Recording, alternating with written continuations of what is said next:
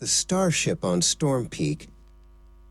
The wind howled around Nigel and Derrick as they hiked up the jagged rocks of Storm Peak.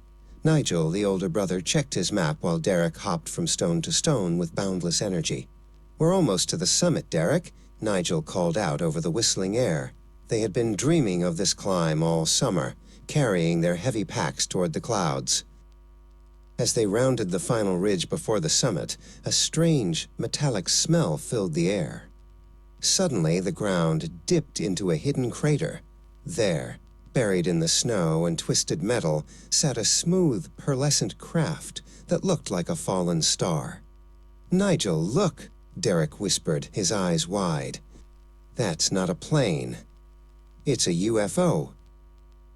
The brothers scrambled down into the crater. The ship was silent and broken, its glowing lights flickering weakly. Most of the hatches were sealed tight, but one door hung open, revealing a dark, cold interior. They felt a shiver that wasn't from the mountain air. "Is anyone in there?" Derrick asked, clutching his backpack straps tightly. Inside the wreckage, Nigel spotted a small blue hand reaching out from beneath a fallen control panel. He rushed forward and carefully lifted the heavy debris. Underneath was a small creature with shimmering skin and large, gentle eyes. It was hurt and shivering. "It's okay," Nigel murmured. "We're here to help." The creature, whose name tag translated to Zeno, let out a soft, melodic chirp. Derrick knelt down and opened his first aid kit. He gently wrapped a warm thermal blanket around Zeno and offered him a sip of water from his canteen. Zeno's eyes brightened, and a soft glow began to return to his skin.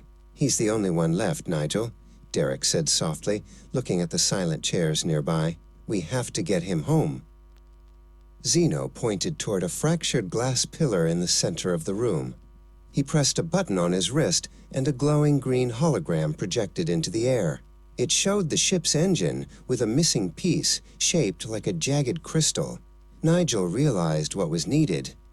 "The sky crystals!" he exclaimed. "We saw some growing just outside the crater."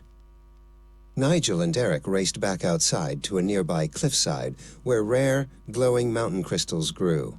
Using their climbing picks, they carefully pried a large, pulsing crystal from the rock. "This has to work," Nigel said, holding the heavy gem. "It's the exact same shape as the one in the hologram." Back inside the ship, Derrick held the crystal steady while Zeno connected the wires.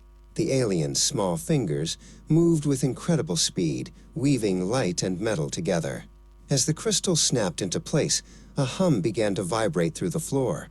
The ship was waking up, its pearlescent walls glowing with renewed power. The ship was repaired. Zeno stood at the hatch, his injuries healed by the ship's advanced systems. He reached out and touched Nigel's hand, then Derrick's, leaving a faint, glowing star mark on their palms. "Safe travel, Zeno," Nigel said, smiling through a few tears. Zeno chirped a final, beautiful melody of thanks before stepping inside. Nigel and Derrick stood at the very top of Storm Peak as the UFO rose silently into the air. With a sudden burst of rainbow light, the craft shot upward, streaking across the sky like a reverse shooting star. The brothers watched until the light disappeared into the infinity of space.